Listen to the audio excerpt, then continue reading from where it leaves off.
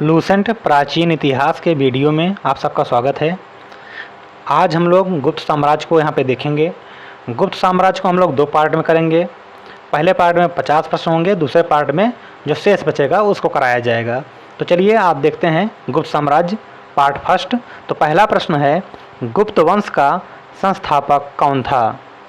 उत्तर होगा श्रीगुप्त, और जिसका समय है 240 से 280 ईस्वी तक। क्वेश्चन नंबर 2, श्रीगुप्त का उत्तराधिकारी कौन हुआ? तो आंसर होगा घटोत्कच, और घटोत्कच का समय है 280 से 320 ईस्वी तक। क्वेश्चन नंबर 3 है, गुप्त वंश का प्रथम महान सम्राट कौन हुआ? तो आंसर होगा चंद्रगुप्त प्रथम, और जिनका शासन का समय है 320 ईस्वी से 335 ईस्वी तक। क्वेश्चन नंबर 4 है, चंद्रगुप्त प्रथम राजगद्दी पर कब बैठा? तो आंसर होगा 320 ईस्वी में। क्वेश्चन नंबर 5 है, चंद्रगुप्त प्रथम ने किससे विवाह किया? तो आंसर होगा लिच्छिव राजकुमारी कुमार देवी से। क्वेश्चन नंबर 6, चंद्रगुप्त प्रथम ने कौन सी उपाधि धारण की? तो आंसर होगा महाराजा धीराज की। क्वेश्चन नंबर 7, गुप्त संवत की शुरुआत किसने की? तो आंसर होगा चंद्रगुप्त प्रथम ने। क्वेश्चन नंबर 8, चंद्रगुप्त प्रथम का उत्तराधिकारी कौन हुआ? तो आंसर होगा समुद्रगुप्त। क्वेश्चन नंबर 9, समुद्रगुप्त राजगद्दी पर कब बैठा? तो आंसर होगा 335 ईस्वी में। क्वेश्चन नंबर 10, भारत का नेपोलियन किसे कहा जाता है? तो आंसर होगा समुद्रगुप्त को। क्वेश्चन नंबर 11, समुद्रगुप्त का दरबारी कवि कौन था? तो आंसर होगा हरिसेन। क्वेश्चन नंबर 12, प्रशस्ति लेख की रचना किसने की? तो आंसर होगा हरिसेन ने। क्वेश्चन नंबर 13, समुद्रगुप्त किसका उपासक था? तो आंसर होगा भगवान विष्णु का। क्वेश्चन नंबर 14, अश्वमेधकर्ता की उपाधि किसने धारण की? तो आंसर होगा समुद्रगुप्त ने। क्वेश्चन नंबर 15, समुद्रगुप्त के सिक्कों पर किसका चित्र बना हुआ है? तो आंसर होगा वीणा वादन करता हुआ किसी व्यक्ति का। क्वेश्चन नंबर 16, विक्रमांक की उपाधि किसने धारण की? तो आंसर होगा समुद्रगुप्त ने। क्वेश्चन नंबर 17, किस गुप्त शासक को कविराज नाम से पुकारा जाता था? तो आंसर होगा समुद्रगुप्त को। क्वेश्चन नंबर 18, समुद्रगुप्त का उत्तराधिकारी कौन हुआ? तो आंसर होगा चंद्रगुप्त द्वितीय। क्वेश्चन नंबर 19, चीनी बौद्ध यात्री फाहियान किसके शासनकाल में भारत आया? तो आंसर होगा चंद्रगुप्त द्वितीय के शासनकाल में, जिसका शासनकाल था 380 ईस्वी से 415 ईस्वी तक। क्वेश्चन नंबर 20, चंद्रगुप्त द्वितीय ने चांदी के सिक्के कब चलवाए? तो आंसर होगा शकों पर विजय के उपलक्ष्य में, अर्थात जब चंद्रगुप्त द्वितीय का युद्ध शकों से हुआ तो उसने शकों को पराजित कर दिया, इसलिए उसकी याद में चांदी के सिक्के चलवाए गए। क्वेश्चन नंबर 21, चंद्रगुप्त द्वितीय का उत्तराधिकारी कौन हुआ?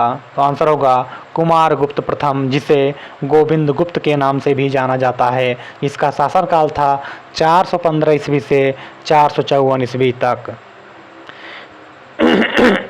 नंबर 22, नालंदा विश्वविद्यालय की स्थापना किसने की? तो आंसर होगा कुमारगुप्त ने। क्वेश्चन नंबर 23, गुप्तकालीन विष्णु मंदिर कहाँ है? तो आंसर होगा तिगवा के मध्य प्रदेश में। क्वेश्चन नंबर 24, गुप्तकालीन दशावतार मंदिर कहाँ है? तो आंसर होगा देवगढ़ उत्तर प्रदेश में। क्वेश्चन नंबर 25, गुप्तकालीन शिव मंदिर कहाँ है? तो आंसर होगा भूमरा या खो, जो कि मध्य प्रदेश में पड़ता है। क्वेश्चन नंबर 26, गुप्तकालीन पार्वती मंदिर कहाँ है? तो आंसर होगा नैना कुठार मध्य प्रदेश में। क्वेश्चन नंबर 27, गुप्त काल का भीतरगांव मंदिर तथा लक्ष्मण मंदिर कहाँ है? तो आंसर होगा कानपुर उत्तर प्रदेश में। क्वेश्चन नंबर 28, कुमारगुप्त प्रथम का उत्तराधिकारी कौन हुआ? तो आंसर होगा स्कंदगुप्त। क्वेश्चन नंबर 29, गुप्त काल में गिरनार पर्वत पर स्थित सुदर्शन झील का पुनरुद्धार किसने करवाया? तो आंसर होगा स्कंदगुप्त ने। क्वेश्चन नंबर 30, स्कंदगुप्त ने सौराष्ट्र का गवर्नर किसे नियुक्त किया? तो आंसर होगा कर्णदत्त को। क्वेश्चन नंबर 31, गुप्त काल में हूणों का आक्रमण किसके शासन काल में हुआ? तो आंसर होगा स्कंदगुप्त के। क्वेश्चन नंबर 32, अंतिम गुप्त शासक कौन था? तो आंसर होगा विष्णुगुप्त। क्वेश्चन नंबर 33, गुप्त काल की प्रादेशिक इकाई क्रमशः कौन कौन सी थी? तो आंसर होगा सबसे बड़ा देश था, फिर उससे छोटा भूक्त, फिर उससे छोटा विषय, फिर उससे छोटा ग्राम सभा। क्वेश्चन 34, देश के शासक को क्या कहा जाता था? तो आंसर होगा गोपना। क्वेश्चन 35, भूक्त के शासक को क्या कहा जाता था? तो आंसर होगा उपरीक। क्वेश्चन नंबर 36, विषय के शासक को क्या कहा जाता था? तो आंसर होगा विषयपति। क्वेश्चन नंबर 37, दंडपाशिक किसे कहा जाता था?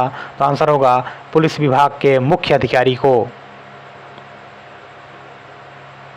क्वेश्चन 38, चाट एवं भाट किसे कहा जाता था? तो आंसर होगा पुलिस विभाग के साधारण अधिकारी को।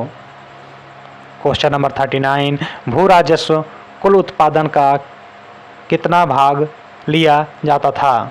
तो आंसर होगा 1/4 भाग से 1/6 भाग तक।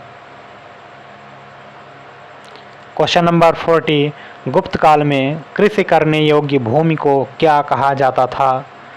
तो आंसर होगा क्षेत्र।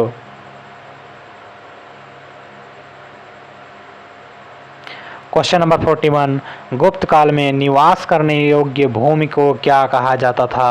तो आंसर होगा वास्तु। क्वेश्चन नंबर 42, गुप्त काल में पशुओं को चरने योग्य भूमि को क्या कहा जाता था? तो आंसर होगा चारागाह भूमि।